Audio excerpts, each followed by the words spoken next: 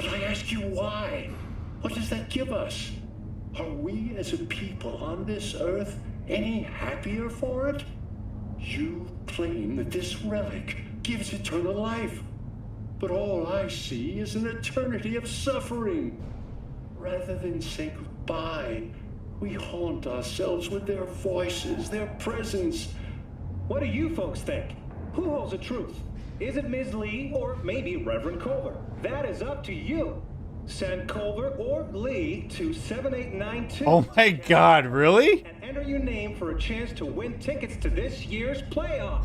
They literally just made the reference point. You quantify everything. We've already started to do that. God, man, this game is an amazing commentary on the present despite taking place so far in the future. How many likes did my tweet get? How many likes did my Facebook post have? How many upvotes versus downvotes did I get on my recent Reddit post? Have I been ratioed? We have quantified everything. And we've quantified our social capital, so to speak. And that's created a lot of problems for people because now we look at things in terms of social reinforcement. And this show is literally doing that. I mean, it's the American Idol version of like everything. Put your votes in. Show these folks who socially has more reinforced support. And all this does is further create polarization instead of integration. Because now, when you vote for one person, you have basically staked your claim. You have reinforced that that person in isolation is a person that is correct. And so if that person gets more social reinforcement, more quantity, they are deemed to have better representation and better idea than the person with less, even though that may not be the case. What these shows or what these scenarios would be better off doing would be, do you find yourself more oriented toward Lee, toward the priest, or do you think they both have a point and we should continue this conversation and work together? Of course, that's not as exciting for ratings. That doesn't get people talking. It doesn't spin engagement, but it's a lot better way to be. It's amazing how this kind of thing is a commentary on what's going on today. Dex had a load to say about you. Called you professional, effective, and trustworthy. I hope he wasn't overselling. You don't give a rat's dick what Dex thinks. We both know that. You have trouble accepting compliments? No, just think flattery's beneath you. Wrong? When I talk about in interactions, chat, when I talk about taking control of what you can control and working with the known quantity, which is you, this is what I'm talking about. Social interactions, too often people focus on the unknown quantities of what people could potentially do. They load their projections into a person. They go through massive processes to try to understand all the things that you can't possibly understand. You work with what you have and you focus on what you can control, which is how you engage with the person and listening to what that person has to say.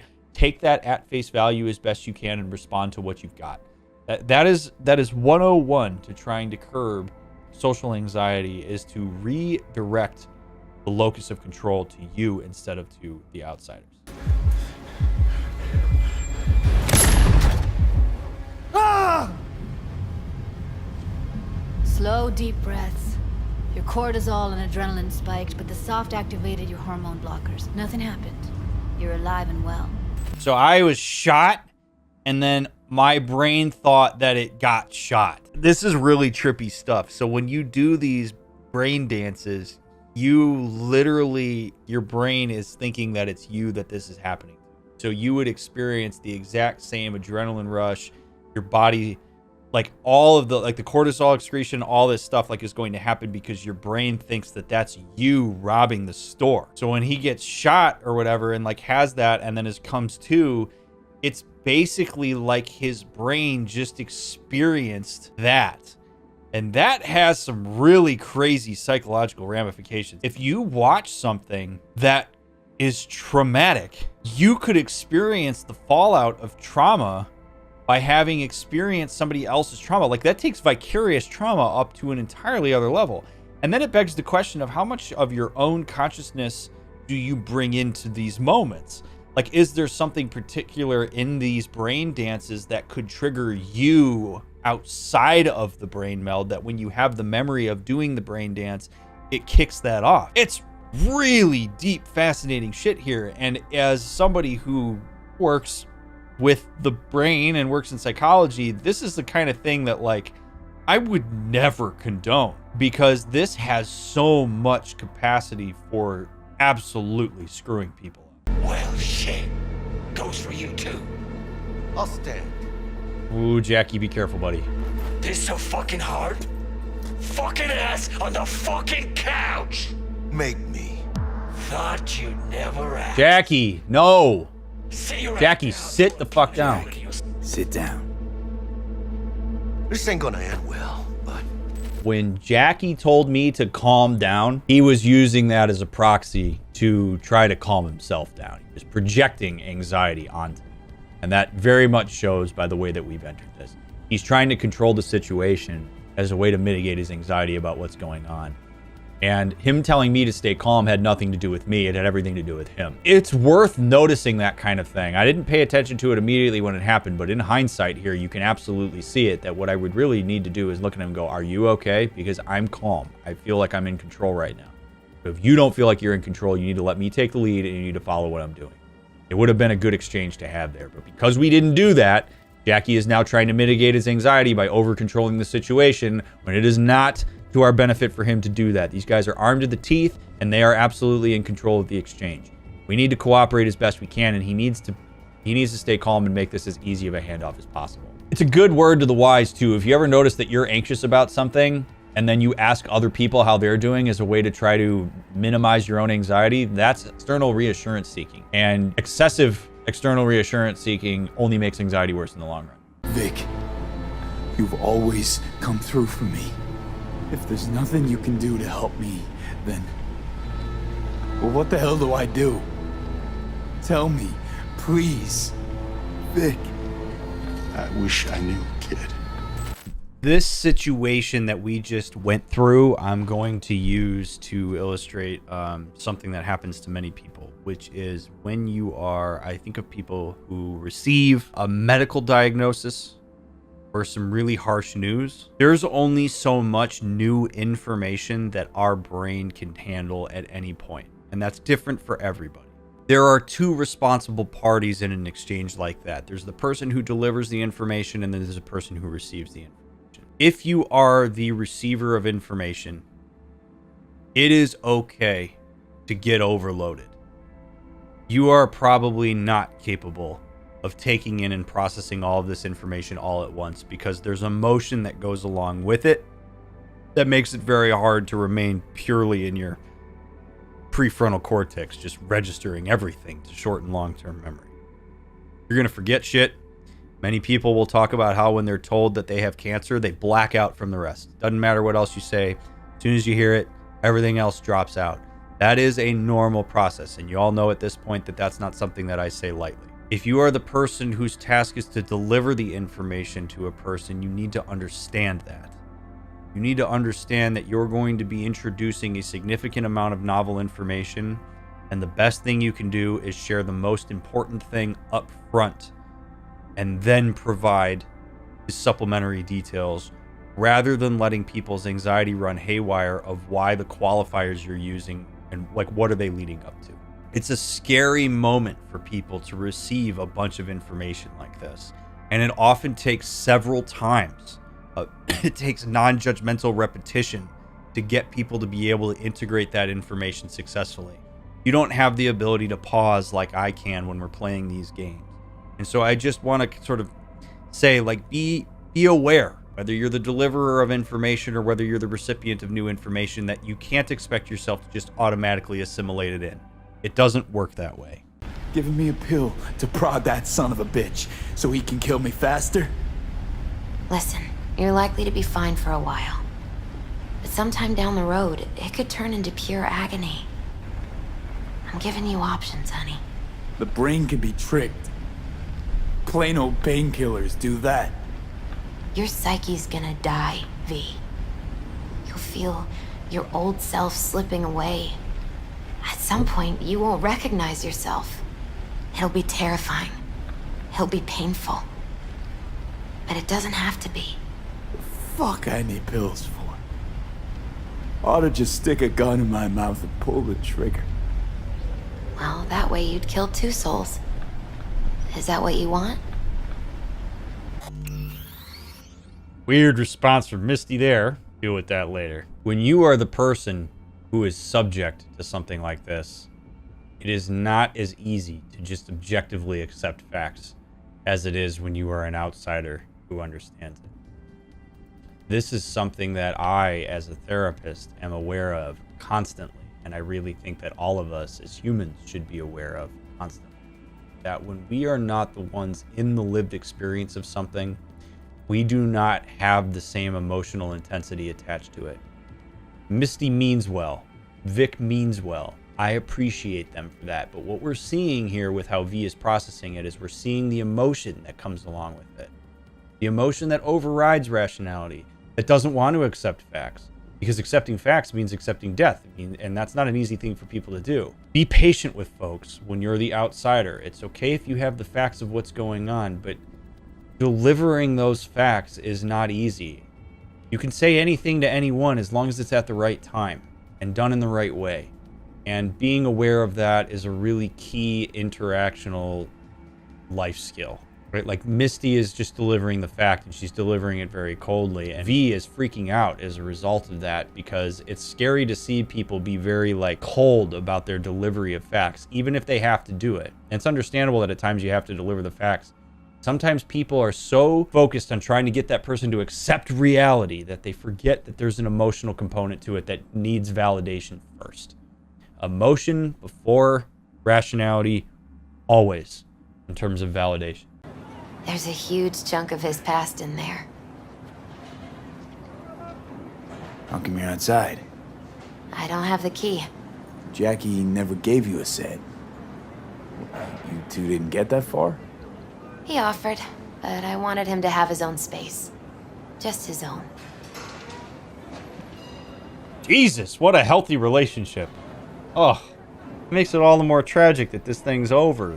Damn. One of the things I like, by the way, about how V's handling this is that he's asking questions. He's not making it about himself. He's making it about Misty. There will be plenty of opportunity for us to talk about Jackie, too. You can tell that she admires the fact that we got to be with him in certain contexts. I think it's cool that she got to be with him in other contexts. Ask questions. Easiest way to show support with people is to ask questions and to be curious about them.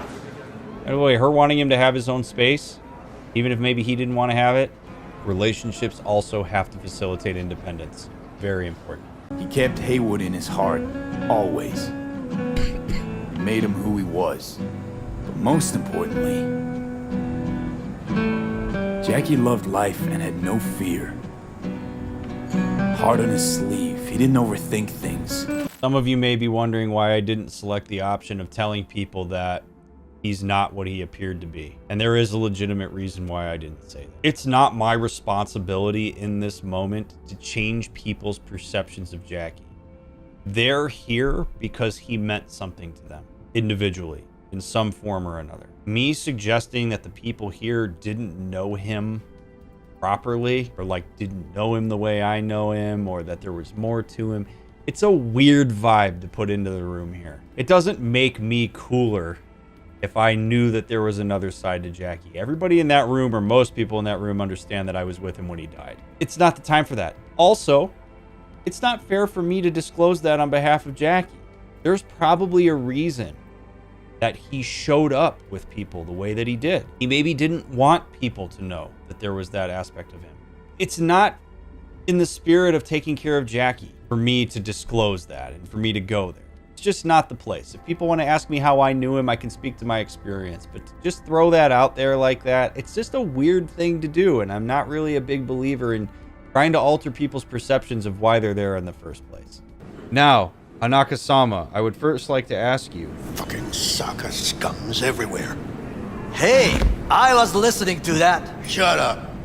Nobody except you wants to watch that shit about that corpo. What did you say? Calm down, buddy. You heard me. Let it go, Takemura. Yo, what are you doing? At least one of you's got some fucking sense. Last thing we want to do is to draw attention. I'm sorry. A stupid reflex. Yes. So Takemura, if we're gonna like work through this, Takemura needs to acknowledge his anger. He needs to acknowledge his fear.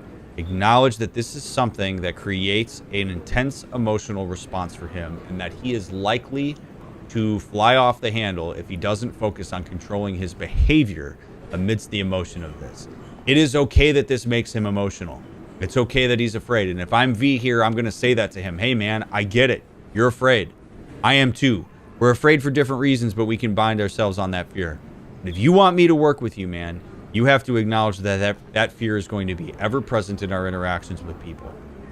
And if you're not confident in your ability to control your behavioral responses to that emotion, then you and I need to work on that before we're even going to remotely set foot in front of the Arasaka Corpos. And you have to be pretty firm about that. It's a boundary that I as V have to set. I can't trust you if you're going to fly off the handle like that, man. So we're going to learn to acknowledge that emotional experience, and we're going to work with that emotional experience instead of against it. And we're not going to just act like that's some sort of reflex you can't control. Just nice and gentle, V. Don't be crazy here. Yep. Okay. Good. That's it. So you got to be really careful here, because touching Evelyn could be traumatic. So being gentle like that and then reading that feedback and pulling away, perfectly fine. And that's all we're going to have. Very common thing that people do in situations like this is this makes people anxious. You see somebody that you care about in pain, and it makes it very hard, right? Like you feel yourself get amped up. What a lot of folks do, which is a big misfire when trying to take care of people in Evelyn's position, is they do everything they can for Evelyn to feel better, to reassure their anxiety about the fact that Evelyn isn't okay. And if you do that, you're hijacking the moment, and you're making it about you instead of about the person you're taking care of. Okay, so if Evelyn doesn't want to talk right now and Evelyn's really struggling, that's okay. We have to let that happen. We have to deal with our anxiety on our own. We cannot expect Evelyn, who is already in an absolute shitstorm, to be the thing that reassures us and our anxiety that she's okay. You have to also let people not be okay. Even if you want to help make them feel better, if you want to support them, you do have to acknowledge that they're not in a good place, and you have to let that be the case. Don't ever put somebody who's struggling like that in a position to have to reassure you and make you feel better because you're anxious about their well-being, when relative to them, you're fine. You know she dabbled in robotics. Now that's fucking Shimra. Think that's how she winds down? After a day's work of tuning hardcore smut? Wouldn't be surprised. Place looks like a fucking antique museum. Then I guess you should feel right at home. Chick's got taste. That all you have to say? And she's nice. 6 out of 10. Oh, Johnny. You know, one of the beautiful things about Johnny, Johnny acts like he's all Mr. I don't give a shit. I don't need nobody. I got this by myself. Johnny doesn't have to show up here. Johnny doesn't have to talk to me. Johnny's basic need for human connection is overriding whatever cognitive bullshit he's constructed for himself about who he is. And I just love that, right? Like, he comes off like he's this huge dick that doesn't care about anything, but, like, he keeps popping in and talking to me. He needs connection just like anybody else. He's just slow to warm up. And I really think that's beautiful. He doesn't have to show up in the chair and talk to me. If he really put his money where his mouth is, he wouldn't. But he can't help himself. He needs human connection. He's got curiosity about what's going on around him. He's engaged with the world. And I love it. Again, you get more information about how people show up versus what they say. And so Johnny very obviously needs to feel a connection with somebody. He just doesn't know how to do it. You didn't have anyone to unload on at work? How about Petrova and Mendez? Petrova's a decent gal, but she's not good with this stuff. Mendez just doesn't get it. He thinks us blues need to be tough. Can't bear the sight of a kid getting murdered. Born with pussy genes. You want a perfect example of toxic masculinity? There it is. This guy experienced a trauma, was deeply affected by it emotionally, and is basically told, nut up. This is the type of messaging that not just men receive this. A lot of people receive this. This is where people learn to suppress their emotional experience. where they learn that vulnerability and emotional expression is not okay. This idea that he's supposed to be stoic and unaffected by this, it further perpetuates the way that he experiences the trauma, because now it's being denied, it's being diminished. And he has this really strong reaction. He's being told by people around him that he trusts and works with that he shouldn't experience it, that that's somehow indicative of weakness. And what's a man to do? What's he supposed to do with that? You can't just change an emotional experience because you want to. Of course he would rather not be affected by this. But the fact of the matter is, he was. And the thing that's really crazy about this is that if you allow him to talk about it, you actually have protocols in place to process it, acknowledge the emotional stuff that happens on a job like this. Believe it or not, you actually are going to have people that are more resilient to it in the long run, because it's not just added to a pile of shit sitting in the back of somebody's mind. It's something that's being actively processed and handled and put into context, and the trauma can be worked through. It actually would give him more longevity. But because we have this like short little band-aid, you need to be stoic and not let this affect you in the first place, it leads to people like him getting depressed and quitting the force entirely and not doing his job anymore. And what good is that? This is why I am so big on emotional expression and validation, because this is absolutely the product of what happens when people are told to stuff it when they're trying to be vulnerable and express it. You're affected whether you want to be or not. And telling somebody to nut up when they're affected by this is really not the right way to go. One of the things that depression does is it adds a heaviness to people's experience. It makes it seem like you're not capable of doing things to take care of yourself. Depression wants to convince people that they're not worth a damn. And what happens is, because people are really low on energy, what they end up doing is they start neglecting certain little aspects of their environment. The environment starts to become a reflection of projection. I'm down and out. I'm not worthy of love. I'm not worthy of being taken care of. Why would I take care of myself? It starts to stack up, and then it starts to become about energy. I don't have the energy to clean this place up. That's going to take a long time for me to do, and it would be a reflection that somehow I deserve for my room to be in better shape. And depression doesn't want me to believe that. So it creates this snowball effect of a positive feedback loop where people start to neglect their hygiene, they neglect their diet, they neglect their environment, and that exacerbates depressive symptoms. They stay inside, they don't move around. All of that compounds itself to hold depression in place.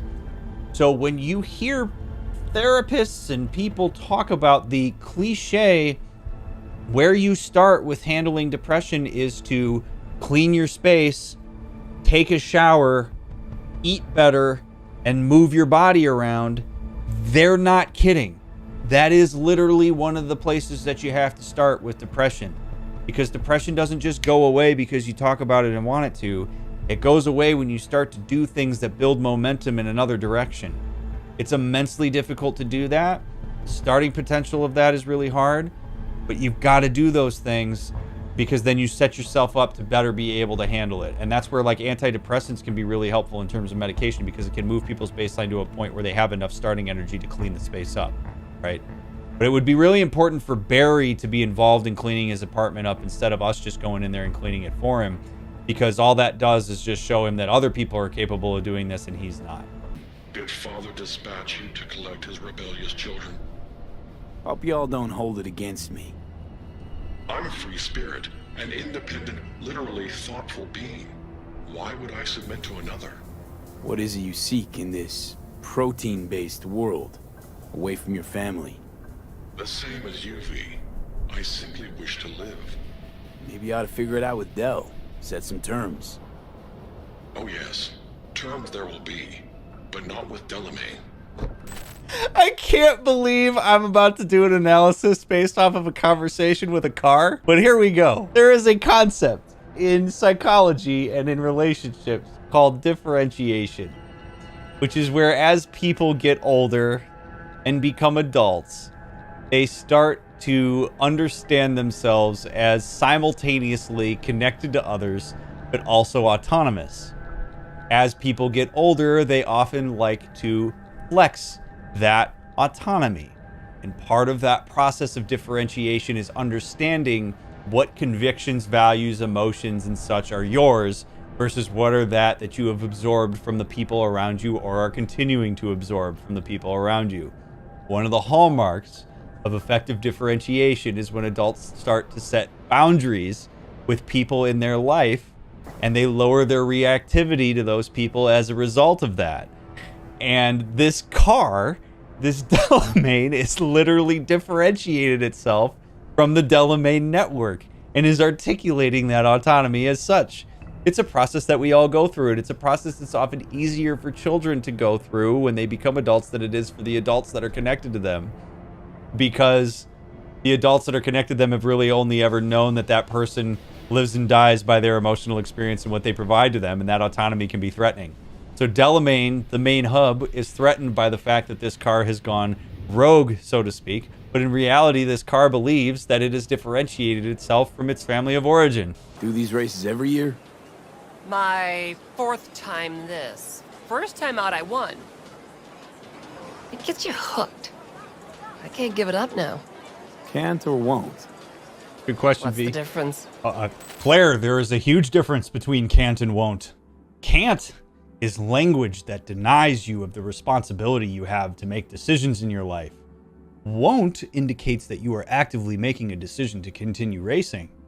And I'd like to use this as an opportunity to remind folks that if you use language such as can't, when in reality you mean are deciding not to, you are deferring accountability that you have for taking responsibility for the choices that you're making.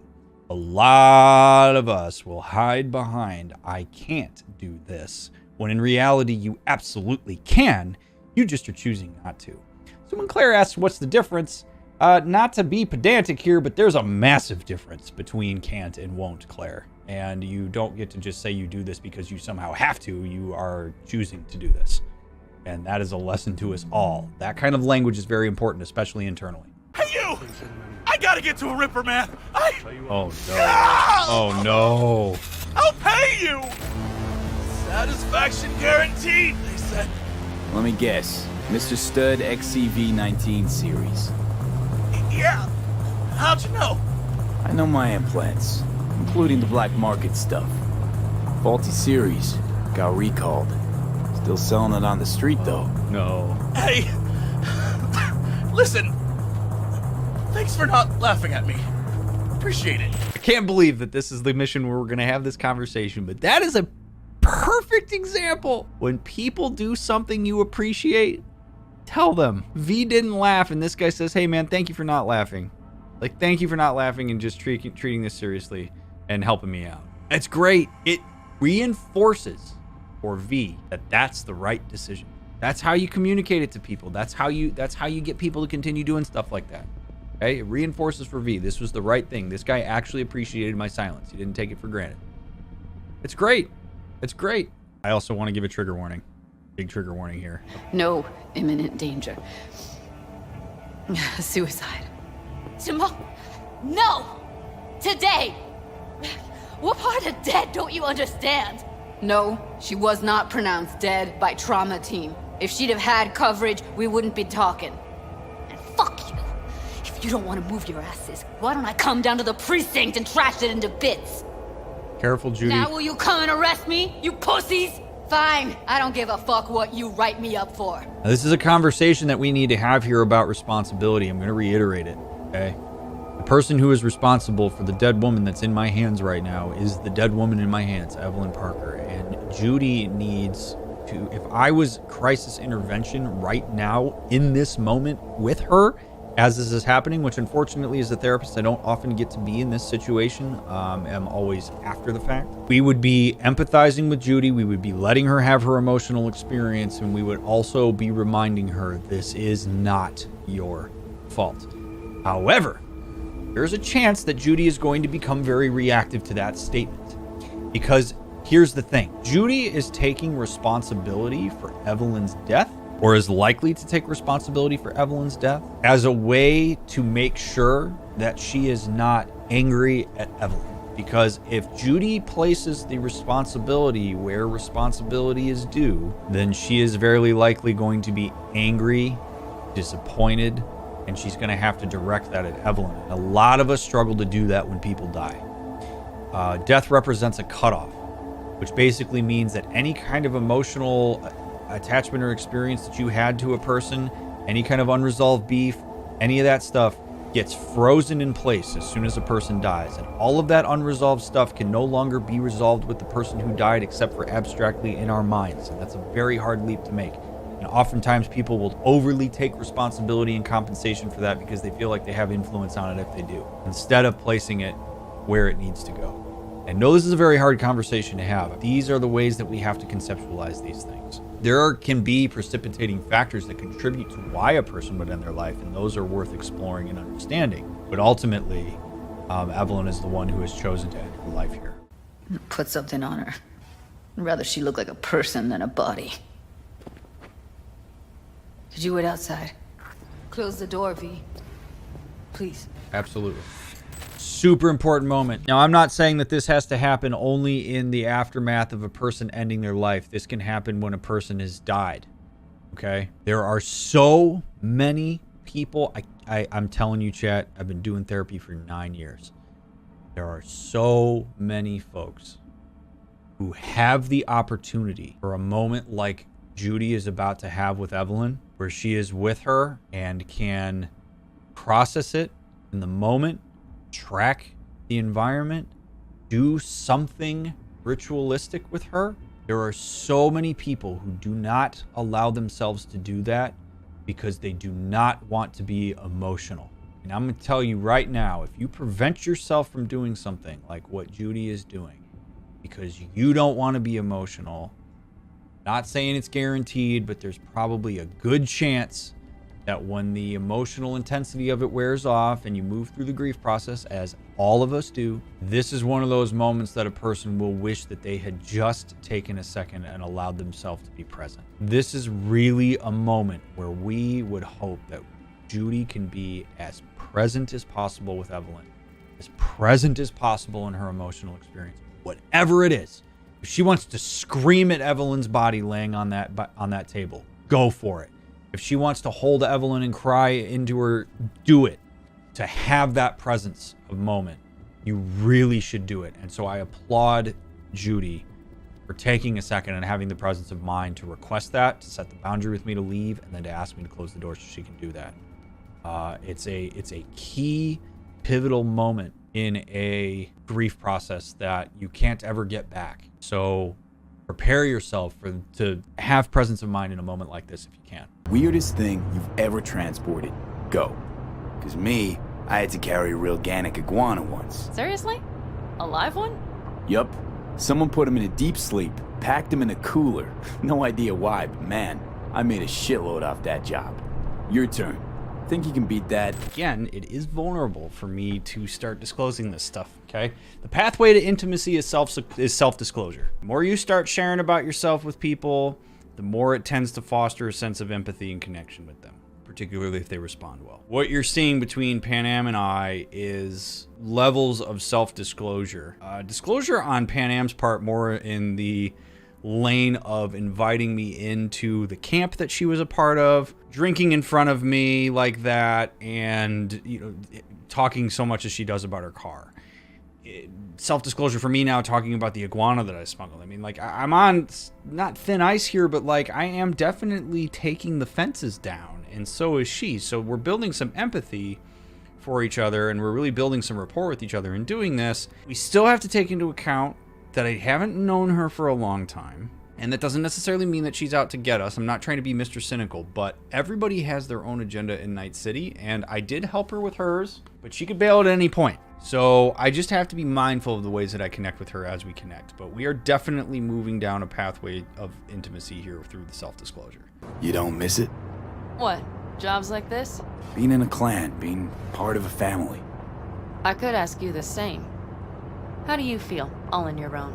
Me asking that question, I think you could make an argument that that's a projection from V. The way he asked that was very leading. Sort of suggested that her answer to that should be yes. And I think that's a reflection of V missing Jackie. And potentially even missing the nomads that he was a part of. Hard to know. When people ask questions, a lot of times they make statements behind those questions. And sometimes that statement is, this is how I feel. And I'm wondering if you feel the same. And if that's ever the case, you're probably better off saying that. Like just saying, sometimes I miss family. Do you ever experience that too?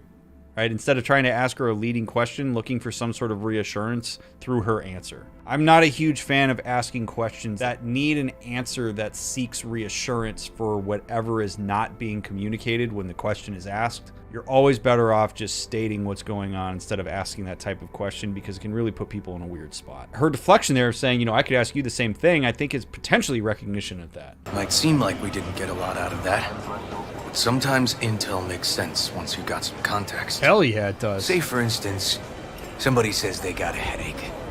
Minor detail. Means nothing, right? Usually, sure. But then the guy waltzes straight into oncoming traffic. The neighbor remembers someone had worked on the air conditioner in the guy's unit. Guy whose head always hurt. Accident? Coincidence? Or maybe air-dispersed poison. A deliberate hit. You actually caught a case like that? No. Made it up. Still proves my point. Again, a major theme of this stream. If you've watched any of my other playthroughs, you understand this. You've heard me say it before, but it's another opportunity for me to say this. Context matters. When you lack information, when you lack context, any uncertainty and any unknowns, our own brain fills the gaps with our projections, our inductive reasoning, and whatever has been represented to us and whatever we've learned. The less information you have, the more likely you are to use your own reasoning to make sense of what's going on. The more context you have, the more it allows you to see something for what it is and allows you to take yourself out of it, allows you to depersonalize it.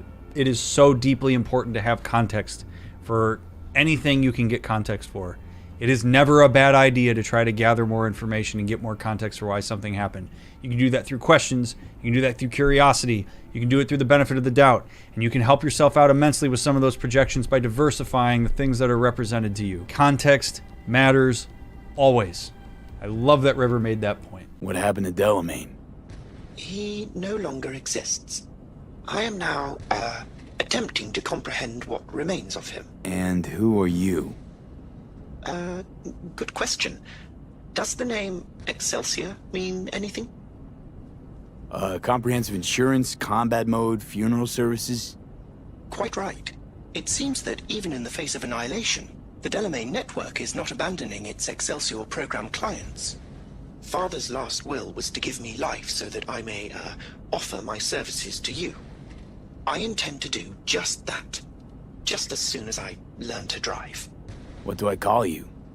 Excelsior, as I was called before. Now drive, V. The road awaits. This is such a metaphor for growth, or a concept that's called differentiation, understanding that as we develop, we learn. When any of us is born and is brought into the world, we are under the significant influence of our surroundings, of the relationships in our lives, the environment that we're in. In essence, analogous to this, we are programmed. As we go out and diversify the representation that we experience, as we learn various concepts, as we meet new people, as we're introduced to new ideas, as we develop the cognitive capacity to think abstractly about our world, we start to compare values and programming that was injected into us with our own programming, with our own updated code. And we are presented with a very emotional opportunity to decide what values are mine, what values were programmed into me, what do I want to carry with? Do I want to be slave to my programming? What other people told me? People told me I was worthless or I was only good for this, or do I believe in my own self-directedness? And it's a choice that I think all of us comes across, and it's a scarier choice, even though it might sound like it's an easy one to make. It's a scary choice to make. To me, this mission is a metaphor for that process. Delamain was programmed in a certain way to do a certain thing. Delamain was exposed as an AI to the human condition by carrying folks around the city. And as a result, the AI learned. The AI developed its own ability to have autonomy. It developed emotions. It developed different ideas about things. And those all seem to be very infant because in some ways they are. They are developmentally new. And so instead of going with old hat, which is what so many of us feel the allure to do, we were given an opportunity to facilitate the process of Delamain finding his differentiation, finding his autonomy, being self-directed. And I think in a lot of ways, like, that's what I see my job as a therapist, is helping people find who they are, what their values are, and to be very intentional about what types of narratives and programming they carry into their adult lives versus what you create for yourself. What aspects of the scary world do you want to figure out and define for yourself and use more than what was instilled into you when you were young? So destroying that core, to me, I look at as destroying a barrier to autonomy. And I'm really glad I did it, given what the outcome of this is. I didn't know what it was going to be, but I had to stick to my guns, right? Like, I wanted to facilitate the autonomy. I don't believe a virus would create that. I think that, you know, when you go through a process of differentiation where you determine your own values, a lot of times that runs counter sometimes to the values of the people who raised you. Being in a progressive mindset, so to speak, I don't mean that in a political sense, I mean that just in a developmental sense. Being in a progressive mindset is something that old narratives and rigid narratives are going to rebel against. They're going to see it as poisonous. They're not going to see it as progress. They're going to try to spin it as regression.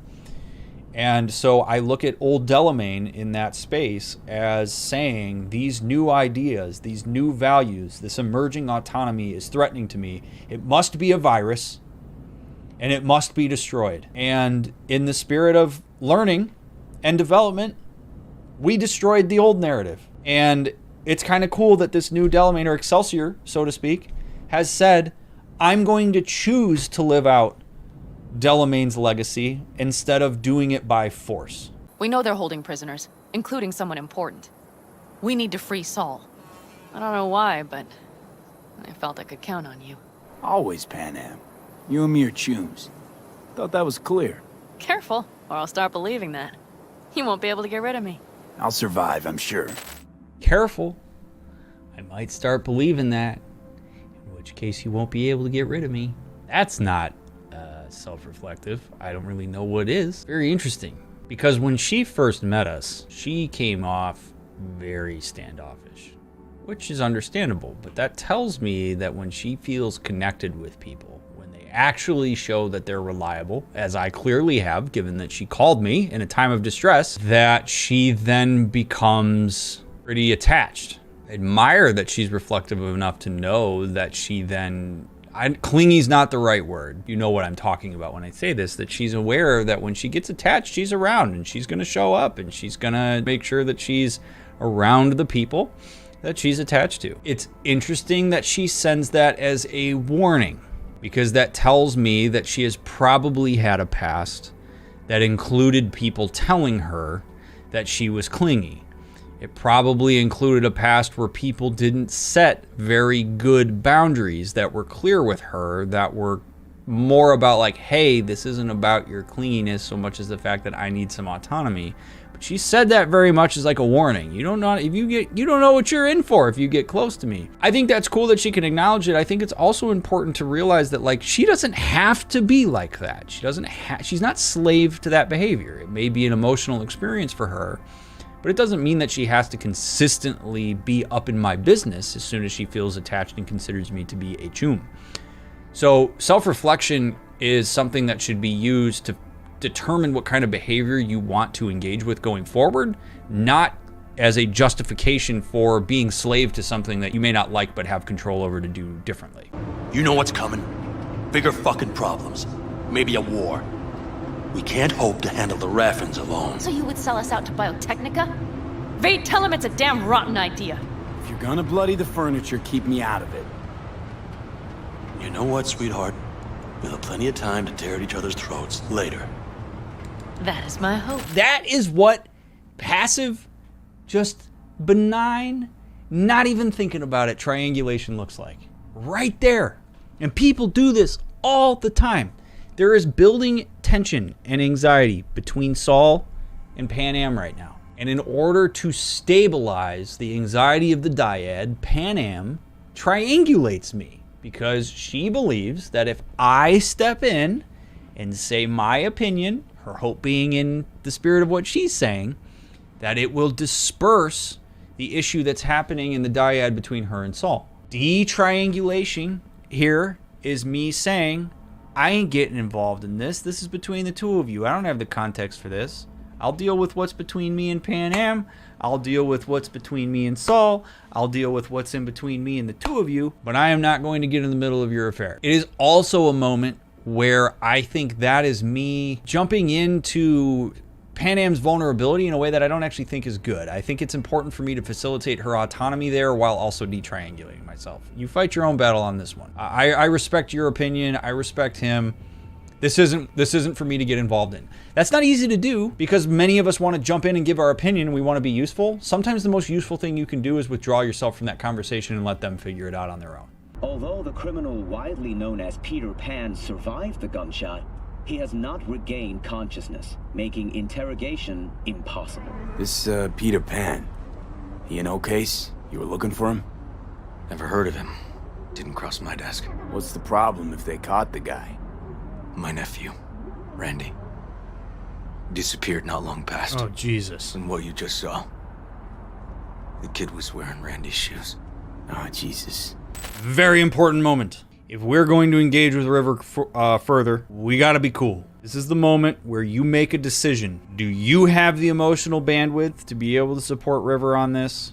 Or do you not? If you don't, that's okay. Say to him, hey dude, I really appreciate that you brought me along. This is not the kind of thing I can get involved in, man. I just don't have the bandwidth for it. I'm really sorry. And that's okay to assert your boundary. Now, we're not gonna do that. We're gonna engage with him. And here's what we need to keep in mind while we do this. He is expressing something that is immensely vulnerable and also very scary and challenging and anxiety inducing. It is okay if we/V gets a little worked up over it, has certain judgments, is generally emotional. V needs to be very mindful in this moment not to make that anxiety River's problem. River is not in a position to reassure us and make us feel more comfortable about what it is that he's sharing with us. He could do that. He could be kind and say, hey, I know this is going to be a lot to take on, so if you need me to slow down or whatever, you can. But as he discloses this, as we continue to go down this, we can't expect him to make us feel better about this. We might talk about, hey man, this is really intense, so I'm going to need we can set boundaries. But if I get all goofy about this and freak out, it's not going to help anything because what he's disclosing right now is vulnerable. He takes precedence here. This is happening to him. We're just getting the information. This isn't happening to us. This is happening to him. And very, very, very key to understand that in moments like this. I would rather keep you close, if only as a friend. Okay, so you're overthinking it. This is a moment of opportunity for me because she's saying she likes me, but she's scared to tell me that. So I'm going to let her know that it's okay. Try following the impulse next time. Okay. Well, in any case, you've been warned. All right, let's rejoin the others. Literally saying to her, you're overthinking it, is me acknowledging everything she's afraid of in that moment, right? If I'm telling her like, hey, it's okay. You can act on the emotional experience you have with me. That's okay. That's basically me giving some consent to like, I'm open to this. Then she says, you've been warned. You've been warned is Panam's, it's a remnant of Panam's over-personalization of the things that have happened to her in the past. I'm going to repeat that. It is Panam's over-personalization of the behaviors that other people have chosen when engaging with her in the past. Other people have probably told her she's overbearing, she's too much, she overthinks it. In a nutshell, she's burdensome. And if she's the common denominator of those relationships, and those people were unwavering on that perception of her, perhaps it was even the reason those relationships didn't work out, it is very likely that Panam said, yep, they're probably right, instead of trying to look at her own value set and seeing if there's things she would change about that or not. And so as a result, she carries that into this preemptive conversation with me of, you've been warned that I'm going to be a thing, not that I am, but that other people have told me I am, which takes the autonomy away from V to be able to make his own opinion up about Panam based on her behavior. So when we say to her, you can act on that impulse, we're saying that's not burdensome to me. It's okay. You can do this with me, and I will show you that I'm different. And the ideal would be for if she does become too much for us, we would be more healthy in the way we set that boundary with her. And we wouldn't be like, you know, you're this overbearing, very clingy person. We might say to her something like, hey, I really love that you're giving me this attention. This is really great. Here's how it's affecting me, and I was wondering if we could figure out an alternative way to do this. That's the way that we would want to do that. But that warning is about what she's been told, not about who she is. And that's why we have to be very, very, very mindful of recognizing what narratives we carry about ourselves that were injected into us by others versus what are our own. And if you're not sure what your own is, it's a good idea to start beefing up on it and ask yourself, whose voice do I hear that in when I say I'm burdensome? It's probably not yours if you really think about it. It's against the Platimoksha. And yet, they knew about this. For me, there is no return. Oh no. Hold on. Somebody forced you. Not just me. My brother, too. They drugged us. Desecrated my body. And all the while, they mocked me. How can you do this to a fellow human being and still mock them? If people are not mindful of the way that their brain works, people become incredibly threatened by things that they do not understand. And when people become threatened by things they do not understand, they often seek to control that thing. Sometimes, at the very worst, people control that thing by harming others.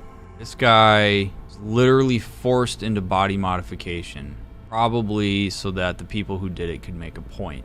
And that is truly tragic and abhorrent. I am sure this guy probably was not causing any harm. And because people were unsure about what he was pushing or talking about, because people were uncomfortable with not understanding this guy's doctrine, decided to take control by messing with him and have literally ruined the man's life. But you might be asking yourself, how do people do this? How could people do this? How could somebody in their right mind force modify this guy? The answer to that is objectification. It is the same mental process that so many of us go through with folks who are homeless, with folks who follow certain doctrines that we don't agree with folks who identify in ways that we don't understand. We use labels to depersonalize them and objectify them so that instead of interacting with and manipulating a person, we are interacting and manipulating a thing that has been overgeneralized into overly simplistic representation. I'm sure that there is some sort of slang term for this guy. We use slang terms all the time. You know, for homeless folks, we call them hobos, right? Vagrants, things like that. Those are all designed to create overgeneralizations that depersonalize us from the empathy that would stop us from doing this. Because if you have an ounce of empathy for this guy, you would not do that to him. You wouldn't do it. But the problem is, empathy is not always comfortable. Empathy can be uncomfortable. Empathy can be scary sometimes. Empathy can be activating, and people will rally against that. They don't want to be slave to their empathy, so they become cold-hearted and they control it through doing stupid shit like this. You know the other instances where you hear things like, don't give handouts because it'll continue to come back? You know where else we hear that? Pests, pigeons, rats, ducks. Don't feed the ducks, don't feed the geese, because then the geese learn that they can get food from you and they will habituate to that and no longer forage for food on their own because they've learned that it's more readily accessible by humans handing out food. When you make that analogy for humans, you are dehumanizing humans. You are suggesting that humans are only slave to what animals don't understand. An animal coming back for a handout is entirely different than a human accessing social service. Like, it's horrific when you really think about the language that we use for stuff like that. God forbid we look at a system where people are so hungry that they're desperate to find people who can give them food for free. Yet we look at them as pigeons who will come back because once they learn that they can get it for free, why would they be incentivized to work? Think, if you really sit down and think about that sentence I just said, it is disgusting. And it makes you wish that people who say shit like that could, for a month, experience what it's like to be in a position where you literally can't get help anywhere and you're desperate for food and shelter. Do you put yourself in that position? And then you empathize with how much of a struggle that is. How much if you give a man a fish, you feed him for a day. If you teach a man to fish, you feed him for a lifetime. A guy can't fish if he's dead from hunger. Right? Like, that, there's no nuance to that, right? Like, the real answer to that is teach a guy to fish, and he's not going to give a shit about fishing if he doesn't have the energy and the stomach to be able to do it in the first place. We can feed people and help them learn how to get up on their own feet. It doesn't have to be either or. Like, the fact that we talk about it in such binary terms is infuriating, because that's just not how it works. People have to have their basic needs met in order to be productive. It all goes out the window as soon as your needs aren't being met. Think of how hard it is to do your job if you're hungry. Where'd you serve? Brazil. Remember all of it. Dirt on my face. Fatigue's always wet. It's like a brain dance. I can't shut off. The memories flood back. Without the adrenaline. Without my brothers. Fuck. So quickly they forgot me. A really important point. Without the adrenaline, without the context, these memories come back and I'm in a different context right now. I have to make different sense out of what it is that's happened, and that's a very intense thing. Intrusive thoughts, especially as it relates to things that are potentially traumatic, can be incredibly distressing because it can feel really real. Particularly if we're talking about something like post-traumatic stress or post-traumatic stress disorder, which I'm not diagnosing this guy with. But if that is the case, then those intrusive thoughts are going to feel real, and they're going to set his brain ablaze. And he's going to do whatever he has to do to either try to shut down those thoughts or to fight against them, so to speak. So he's trying to get them out of his mind. He wants these meds and whatnot, perhaps to numb it, to get them away, so that he doesn't have to keep dealing with them. Because he's not controlling the fact that they're in his mind, and he's probably having a hard time figuring out how to actually respond to those thoughts and process those thoughts and put those thoughts into a context. And process those thoughts in a context that's different from where he was when he experienced the things. You know, gunshots and friends dying and stuff, as awful as that is, it makes more sense in a combat zone. You get home and you start having those thoughts and you're in a relatively safe space, it sends a massive amount of dissonance through your brain, and it's incredibly hard to navigate. So this guy is massively struggling. He is massively struggling. And he is a person that was, you know, if we really want to laud the military and talk about how amazing they are and their sacrifice, he's a person who's been cast aside, as many veterans are when they leave the military. They don't get the support that they deserve to have. We act like they're amazing. We salute them at the airport. We give them rounds of applause. We freak out at sporting events when people in the military stand up. But we do very little to support them when they return home. And this guy is a product of that system. A while ago, I started noticing some changes in Jeff's behavior. His personality, he seemed to be changing right in front of me, becoming someone else. How so? He stopped reading, forgot the title of his favorite movie. Even his musical taste changed overnight. Once, I said we should visit his brother's grave, and he told me that he'd been an only child. That's when I started thinking something bad was happening. Something insidious. And not just with Jeff. This is a perfect mission to discuss a concept called social constructionism. In a nutshell, is basically that reality is what we perceive it to be. That the only truth that exists is the truth that we ourselves perceive and believe. That whatever objective truth there is doesn't actually matter, and that her memory of Jeff saying that he's an only child despite her asking about her brother, that's the truth, because that's what she remembers. And that's what she's constructed it to be. That this mug is only a mug because that's what we've decided that it is. It's not objectively a mug. It gets really intense really fast. What's really wild about this is we don't know what the truth is, and we probably aren't going to figure it out. So we can't really come at this with this idea that there's an objective truth, because we don't know if her perception of Jeff in that moment was real, or if her memory has been modified to remember that moment like that. Like, who do you trust here? Whose reality do you go with? We have literally just gotten information that suggests that both of them are being hijacked. So maybe she noticed a difference in Jeff, or maybe she noticed a difference in Jeff but also perceives Jeff differently because of the way that she's been hijacked. And ultimately, we have to work with the reality that's in front of us. We have to go with what she's telling us, and we're going to have to listen to what Jeff says, and we're going to have to take both with a grain of salt and realize that we may not ever get the actual information here because of the way that they've been messed with. This is crazy stuff, man. If I hadn't settled it quietly, Hiromi wouldn't have been the last casualty. How many lives would you be willing to sacrifice for your pipe?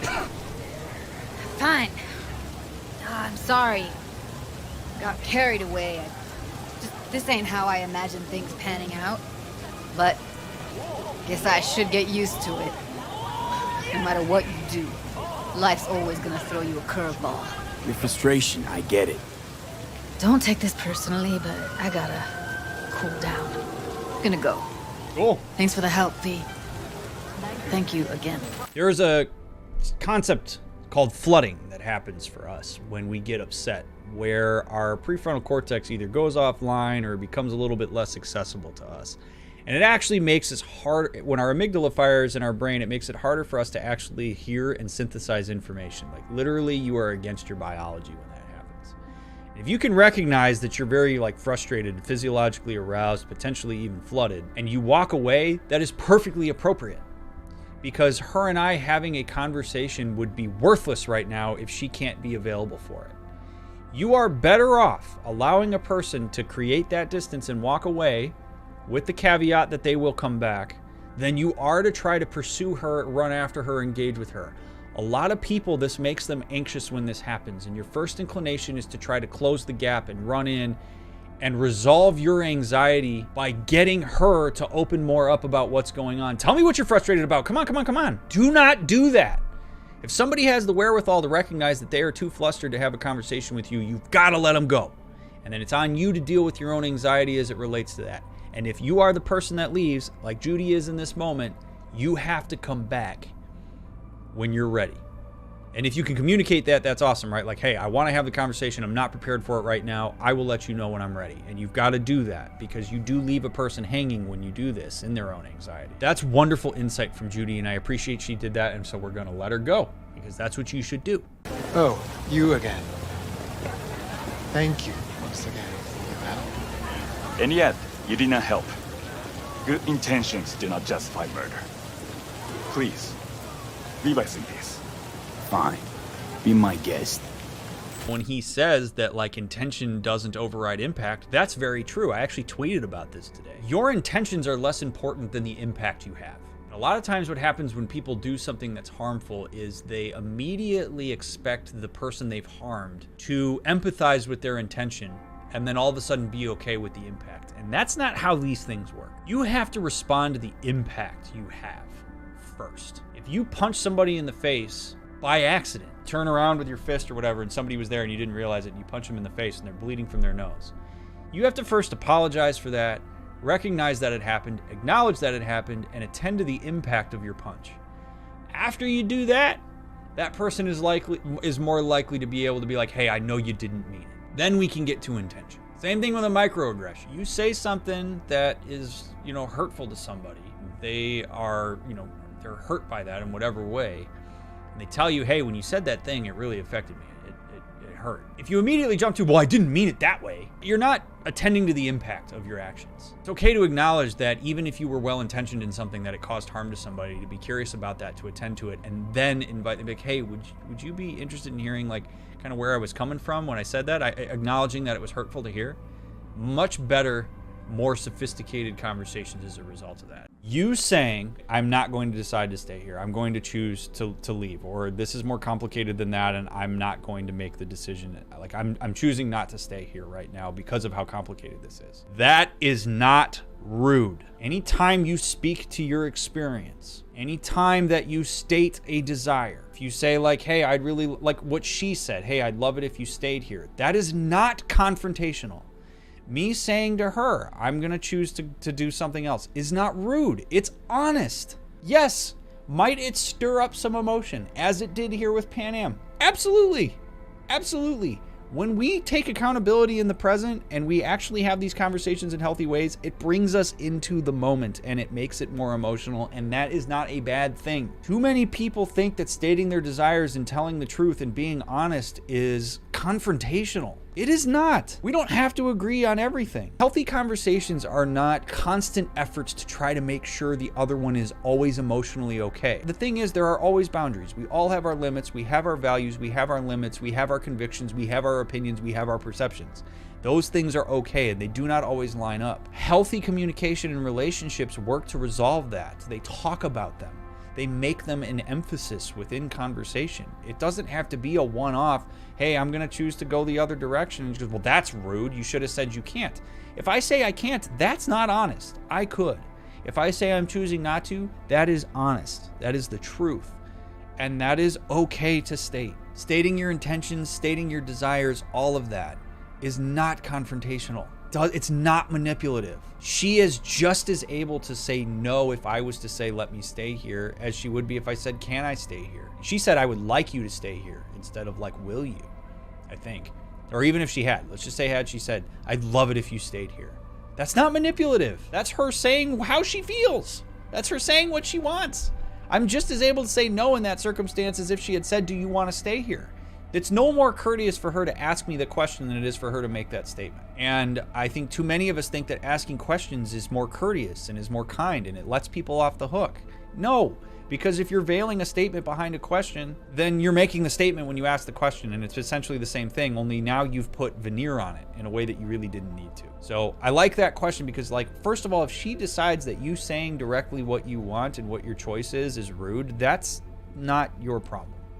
That's how she has decided to conceptualize it.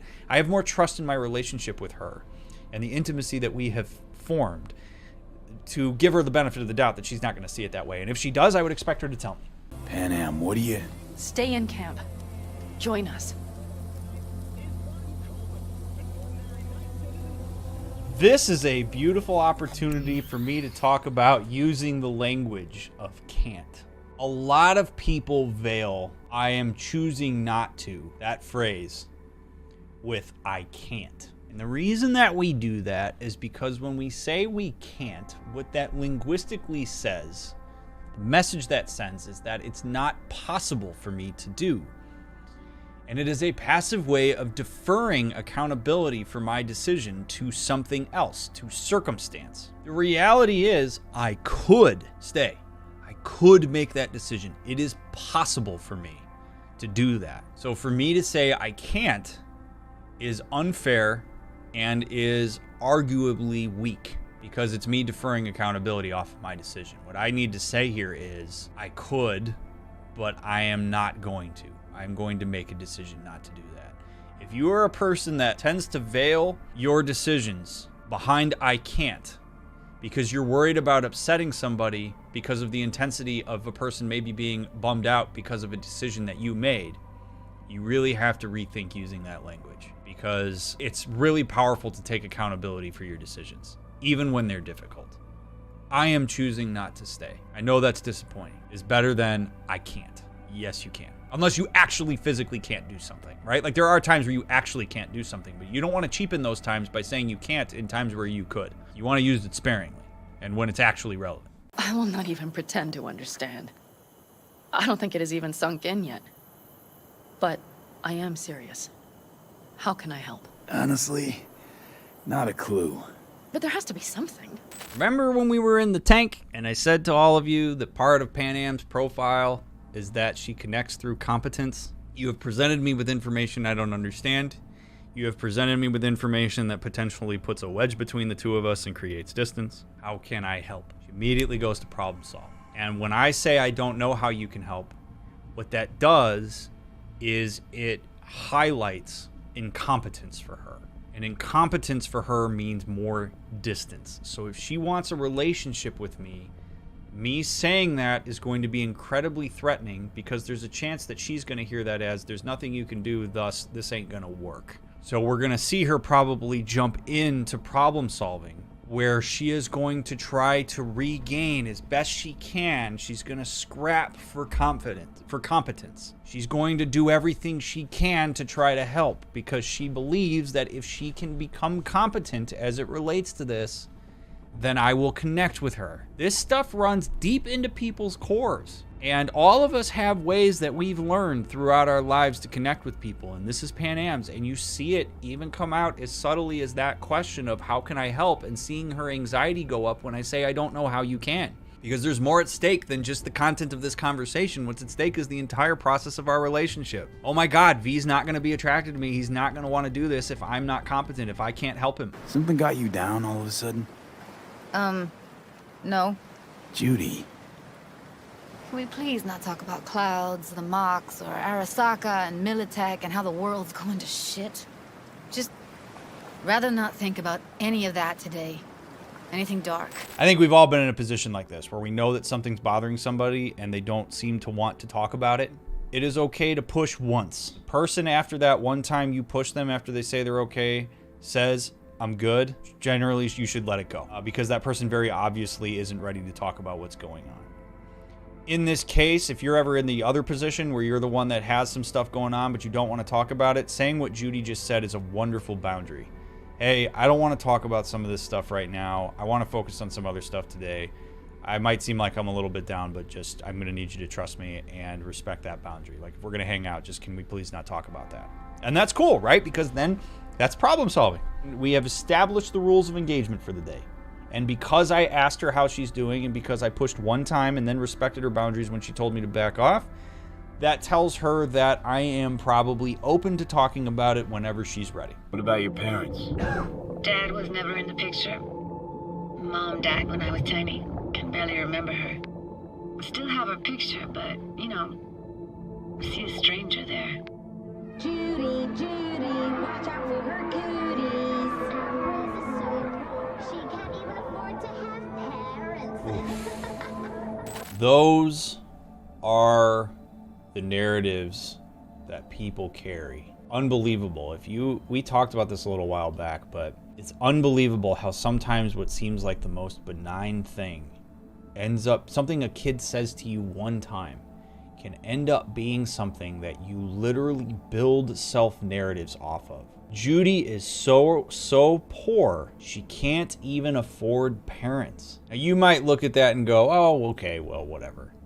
But you have to look at that phrase from the perception of a developing child who already is egocentric, who already is likely to use themselves as the explanation for why their parents aren't alive. So when you have kids say, you're so poor you can't afford parents, that makes it all the more easy for Judy to internalize as a child that somehow her parents' death is her fault, and that her being poor is her fault, that the things she lacks, the opportunities she doesn't have available to her, the abuse and bullying that she receives is her fault, that she's contributing to that. And then as you go on into adulthood, that can be just a core little narrative that you start to build things around. You start to try to figure out ways to compensate for that. Maybe you seek out a bunch of money.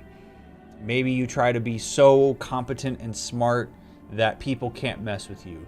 Maybe you bulk up and you beat the shit out of everybody so they can't say this stuff to you. There's all sorts of things that people do to compensate for these narratives that they, deep down, their inner child, so to speak, believes because they heard it at a time where they were impressionable in that way. Judy pisses you off. Why? Because she cares about people? And that reminds you you're a narcissistic asshole? She's all over the place. Refuses to take the door, jumps out a window, then acts all surprised when she gets hurt. Let's get the fuck away, can we? Johnny is far from narcissistic. I honestly think that V calling him that is out of bounds. I think, as I have hypothesized throughout this entire series, that this happens when Johnny can empathize. 15 minutes ago, I talked about vicarious trauma, and I talked about it as it relates to V. I didn't talk about it as it relates to Johnny. This could have kicked some shit up for Johnny. Johnny being connected to her and seeing some of the stuff that she went through, who knows? Maybe he sees a little of himself in that. Maybe it kicked up some emotion for him. And Johnny is a loner. Johnny very clearly has not ever learned how to rely on anybody to handle his emotional experience, so he becomes aggressive and pushes for distance when that happens. So him wanting to bail, I think, is less about Judy. I don't think it's an indictment on Judy. I think it's about the fact that Johnny has to get closer to an emotional experience he doesn't want to have, and he wants to run away from it. He wants to get out of there because then it's a way to exert autonomy. And because he can't actually run away from it, he has to tell V to do it. And when V fights against it, it forces him to sit in the discomfort of that, and he doesn't like it. So then he takes it out on V. Like, I mean, it's a pretty easy process to see because it's happened so many times. So I get where he's coming from on this. But no, I'm not bailing on Judy. Are you kidding me? This is about whatever it kicked up for you, Johnny, and that's okay. We can talk about that, but I'm not bailing on Judy because you're uncomfortable. Not after the experience that we just had with her. No way. Okay, so we need to talk about reality TV. And some of you may be watching this going like, okay, duh, Dr. Mick, I know that. But it is actually legitimately important that all of us really intentionally pay attention to the fact that that is the case. Because when you passively consume a lot of like reality TV without you realizing it and without you wanting it to, it absolutely affects you. It affects the expectations that you develop for certain things. It affects your projections. It's designed to get you emotionally charged and activated, whether it's invested in a good way or outraged. Reality TV is curated to be dramatic. And if you start to consume that consistently and in high quantity, you will start to believe that certain aspects of relationship dynamics and interactions are common and to be expected and are potentially even healthy or quantifiably similar to real life, and that's not true. So much of the drama and conflict resolution in reality TV is orchestrated. The people in the show are in on it. There are some aspects of it that are, real reactions, but there are storylines that producers for reality TV inject into it. And you have to be very mindful of that because it destroys people's realistic expectations for what is healthy, for what is possible. It's just another form of highly curated content, and it's dangerous for how we live our lives in reality because reality TV is so stimulating relative to real life that it can actually lead to people wondering why their life isn't as exciting as on reality TV. And that's a very dangerous, slippery slope to be in. So if you consume a lot of reality TV, I encourage you to be very mindful of that and to potentially limit it because it has very devastating effects on people without them realizing it. Where'd you grow up, anyway? I am from the slums of Chiba 11. Once when I was desperate to live there,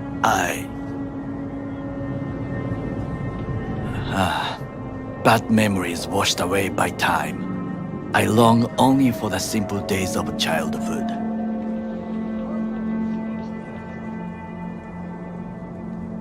So we have two very interesting dialogue options here, and it provides a really nice opportunity to talk about empathy. First option is for me to ask a question that is based out of curiosity relative to what he just told me. The second one is for me to make a statement about my own childhood, which likely has some similar threads to Takemura. The vast majority of people will take option 2 in real life because we often believe that if we share a story from our own experience, that is empathic, and that person that we're talking to and sharing that experience with will connect the dots and say, wow, that's really cool. We've connected over that. That is a possibility, but you also run the risk of diverting off of something that a person is vulnerably sharing to you and making it about you. You also run the risk, if it's somebody you don't know very well, of completely missing the mark by sharing your own experience. There may be way more to what Takemura is sharing that V couldn't possibly empathize with or couldn't fully understand because of how different his experience was.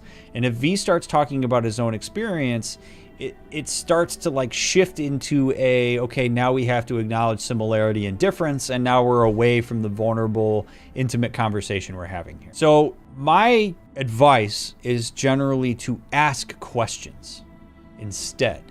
When he shares that information, he's talking about his childhood, take what he's saying and really listen to it. And then instead of making assumptions about his experience, ask him about his experience. Give him the opportunity to share his experience with you if that's something he's comfortable doing, rather than trying to connect using your own experience. That can come later because he may feel so close to me by me asking these questions that he may turn around and go, what was your childhood like? He could ask me. And at that point, now we're having a lovely conversation instead of me digging into my personal experience to try to share something so that it looks like I get him. Because, what if he doesn't think I understand him? Ask the question instead of making the personal statement. Corps have always tried to shackle people one way or another. Saburo's ambition is greater. He's out to control humanity. These conversations with Johnny are super fascinating because it occurred to me while he was telling this story that he must really be experiencing an immense amount of cognitive dissonance as it relates to his current situation. And I think as confidently as he shows up, I do think that's an overcompensation for his acknowledgement of the dissonance. And the dissonance is this. He hates Arasaka Corporation. He hates corporations in general. He dedicated his entire life to trying to be anti-corpo, to a point that he nuked Arasaka Tower. A decision, by the way, that I don't agree with. I understand why he did it, but I don't think that was a good idea. But he is alive, so to speak, on this chip because of Arasaka. And so Johnny's innate sense of desire to survive is being kept afloat and satiated by the very people that he hates. So if Johnny engages with his anger and hatred toward Arasaka, it is when it starts to give this sense of I'd kind of like to just die because I don't want this chip. My life is something that I feel a sense of indebtedness to Arasaka for. So if he dies, it sticks it to Arasaka. If he doesn't make it off the relic, if he dies, then cool, Arasaka's mission failed. But then he also has to die in order for that to happen. Is he willing to martyr that? I don't know. Johnny's a little bit proud. He's got an ego. I don't know that pride would let him kill himself to be a martyr. So I think in these conversations, Johnny too is trying to work out a significant amount of dissonance. We have our own, he has his own, and they're merging. I see it all the time as a therapist I have through my years where people go through this breakup process and then they keep trying to work on stuff. If you're committed to the relationship, then work on stuff. If you've decided to end the relationship, you might do a little bit so that things can be amicable, but you don't have to resolve the stuff that broke your relationship up anymore. You have to figure out how to be a good co-parent if you have kids, but as far as the relationship is concerned, it's done. And you've made that decision. So drop it. Work through all of that other stuff on your own. You don't need that other person to resolve that stuff. At that point, it literally shifts from that person needing to make changes to now you internally start shaping your narrative about this. Yeah, like where the person doing the breaking up comes to the broken up with for comfort. Yeah, no, if you end a relationship, you're ending it. You don't get to go back to the person you've ended the relationship with and ask for reassurance and comfort for the fact that you ended it. In fact, if you do that, I would argue that that's pretty shitty. And if you're the person that gets broken up with, you no longer owe anything to the person who broke up with you. You get to establish your own set of boundaries. That person doesn't get to have access to you just because they broke up with you and you want to be in the relationship still. If a person breaks up with you or divorces you, they have done you a favor. They have said to you, I no longer consent to this relationship and I am no longer willing to put in the effort that this relationship would deserve if it needed to move in a healthy direction. It's very hard to connect with that when you are in the position of being broken up with, but ultimately that is the truth, that when a person ends the relationship, they have done you a favor. Been a rough year. Creative block. Can't even say the last time I made anything worth listening to. And to make things worse, I fell in love. So sorry. And why is that? Sooner or later, love will only let you down. Guess it'll be sooner. There is an interesting phenomenon that doesn't get talked about very frequently, at least that I see, that I actually think is worthwhile to be aware of, which is that if you are it doesn't have to just be a creative type, but in this case, a creative type that is producing something at a high level or invested in something at a high level that requires a significant amount of your time, whether it's athletic performance, art, the business that you've started, whatever it might be. Relationships often do affect people's ability to stay on top of their game in their craft, because relationships, and love in this case, does take energy that might otherwise be expended into producing stuff. When you're single, you are beholden to nobody or to very few people, and you have time to devote to your craft and to practice and develop skill and dump hours upon hours. If you want to maintain a relationship that matters to you, it does take some of that time and energy, and it will pull away at times unless you forego your relationship for that stuff. But a lot of people who are very successful, who achieve a lot of that success while single, will notice a significant dip in performance when they get involved in a relationship or if they have children, because now you have something else that is taking up your time and energy. And so I'm guessing that's probably what she's referring to. But a lot of people think that their performance is going to just be the same or even better if they get involved in other meaningful relationships or become parents. And the fact of the matter is that is rarely the case, because that takes away chunks of the pie that were devoted more readily to the craft. And that's okay, but I think it's something that people should be prepared for and informed about before they make certain decisions. How could mere mortals become these death-defying abominations, you ask? With the help of techno-necromancers from Alpha Centauri! It was their tainted blood Saburo Arasaka drank to transform himself into this devil spawn! Gary, you can't spill Arasaka's secrets! They gonna find you! Let them! The seed has been sown! The truth shall sprout roots and lift us from the invader's clutches! I recognize you. You come here often. Your eyes tell me that your mind has opened to the truth. Oh, what a tactic. I'm going to deconstruct this conversation. People do not like uncertainty. I know we've talked about this, but this is a moment where this is really playing itself out, okay? People do not like uncertainty. They do not like when they don't understand things. Usually makes them anxious. So, we look to people who are charismatic and confident and appear to have the answers.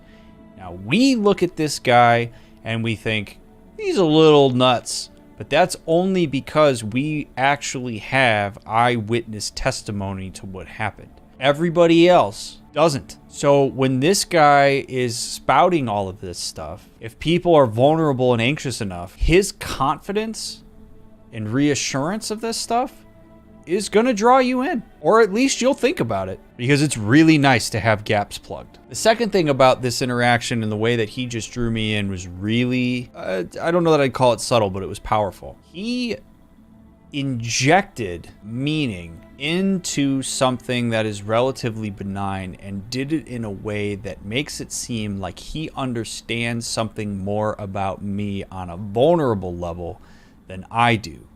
When he says he can see it in my eyes, you've been here often, and he softens, right? He's not loud and gregarious anymore. He softens. He shows this like vulnerable side, and he makes it an individual moment between the two of us. This is an opportunity for him to reel somebody else in, and he's doing it through empathy that I don't know I need to be empathized with, because I'm not thinking about it the same way he is, and if I'm not careful, that's going to lure me in because I'm not being as thoughtful about this as I might need to be. Very nice tactic, but also a very scary tactic if used for not so great stuff. Yorinobu raised his hand against our father, but he is an Arasaka. He is family. I do not expect you to understand. I wish you merely to know I do not oppose my brother willingly. That it is difficult. I understand that what I am about to say is culturally loaded. And I am not here to say what cultures are right or wrong or anything like that. But in my experience as a therapist, way too many times have I seen people in very unhealthy situations because family is family. I could argue universally that unconditional love, positive regard, allegiance is very unhealthy. because it leads people to do things justifying it using family as the reason, even when it goes against their very core or sense of morality or whatever. So this idea that like you would just allow family to do whatever, I mean, it's a real power play. It allows too many boundaries to be broken. It leads to too many problematic dynamics. It holds people in positions that are unhealthy for them longer than they need to be held in them. We're seeing it reflected a bit here in what Hanako is saying. Now, granted, she's saying that opposing her brother is difficult, which suggests to me that she is opposing her brother, that she is going against family, which is so deeply ingrained within her. And I commend her for that. But it sounds like there were a lot of moments potentially where bad things could have been stopped but weren't because family. I will always remind folks, you, particularly as an adult, are entitled to set whatever boundaries with your family that you need to set, even if that means disengaging from them entirely. You do not owe family anything, despite what they may tell you and ingrain within you. It's a hard pill to swallow for lots of folks, but that's, I think, going to be an underlying theme of everything that's going to happen here. The Fool. What a surprise. Let's dig deeper to find its meaning here. The real importance in a situation like this is what meaning do we make out of it, not that the Joker itself is the meaning, because we're going to pull from our own inductive experience and how we make meaning out of this. It's relatable to everybody. We're going to draw conclusions. There's going to be confirmation bias abound. This whole thing is a reflection of stuff rather than a prediction of stuff. If you're asking yourself, you're like, Jesus, Dr. Mick, if you hate it so much, why are you doing it? I think Misty knows that she is about to lose a second person that's very important to her. I am a connection to Jackie. As sad as this is for me that I am potentially moving into my own demise, Misty knows this too. This is something that brings immense comfort to Misty. And so for me, I see my participation in this and my lack of being shitty about it as my recognition that this is something that's important to her. She's having to grieve actively the fact that I may not come back from this. In her talking about this as if it's going to bring me some sort of fulfillment, I think the reality is this reading is way more for her. And I can allow that to be the case. Because if this brings her comfort and meaning and allows her to process the grief, I'm all in, man. Let people grieve how they will. There's no reason for me to be shitty with her about this. Okay, so I'm setting my own biases aside here, really, I think, to be empathic towards her experience. It's very easy to get absorbed into your own experience here, but she's also important and is going through something. You're never gonna get it. It's not about Arasaka. Not even about life and death. Then what's it all about, Johnny? Enlighten me. The principle, V. It's always about the principle. Swap meat for chrome, live a BD fantasy, whatever. But at the end of it all, it's the code you live by that defines who you are. Hard disagree with that. A lot of people do bad things and justify it by the code they live by. Code you live by is not how you are measured as it relates to your participation in life. Your behaviors and the decisions you make are what define you in the eyes of basically everybody else besides yourself. So Johnny uses his ideological paradigm to justify placing 2 nuclear warheads in a building that had many innocent folks that were trying to get by in it. His conviction and his principles and his values might be how he sees himself, but that's not the legacy he leaves behind. The legacy you leave behind are the decisions you make, are the behaviors you choose, and how you engage with others. Doesn't matter if I'm well-intentioned if every time I do something I cause harm to others. Impact is, by and large, more important than intent. So I fundamentally disagree with what Johnny is saying here.